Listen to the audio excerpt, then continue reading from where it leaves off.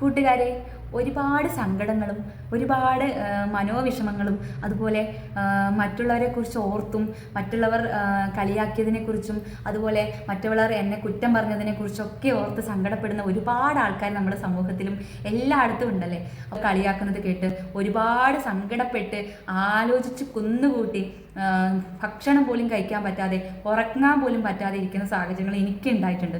നമ്മളെ കുത്തി നോവിക്കുമ്പോൾ മറ്റുള്ളവർ കുത്തി നോവിക്കുമ്പോൾ ആ വിഷമം താങ്ങാൻ പറ്റാതെ സഹിക്കാൻ പറ്റാതെ ഇരിക്കുന്ന ഒരവസ്ഥ എനിക്ക് ഒരുപാടുണ്ട്.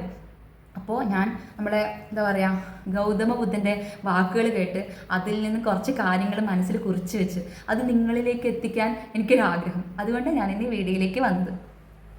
എന്തുകൊണ്ടാണ് ഒരാൾ മറ്റൊരാളെ അപമാനിക്കുന്നത്? എപ്പോഴെങ്കിലും നിങ്ങൾ അതിനെക്കുറിച്ച് ചിന്തിച്ചിട്ടുണ്ടോ?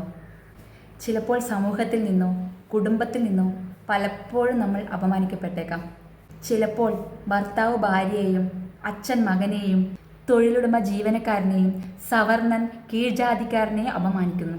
നമ്മുടെ മുമ്പിലിരിക്കുന്ന വ്യക്തിയെ ശത്രുവായി കാണാതെ പകരം ഒരു സുഹൃത്തായി ഒരു സഹായിയായി കണക്കാക്കിയാൽ അവനെ അപമാനിക്കേണ്ട കാര്യമില്ല എന്ന് നമുക്ക് തന്നെ മനസ്സിലാക്കാം. നാം നമ്മുടെ സ്വന്തം ശക്തിയിൽ വിശ്വസിക്കുക. നിങ്ങളെ ആരെങ്കിലും അപമാനിച്ചാൽ അവരുടെ അടിമ ആവാതെ ഇരിക്കുക. നിങ്ങളിൽ തന്നെ ശ്രദ്ധിക്കുക.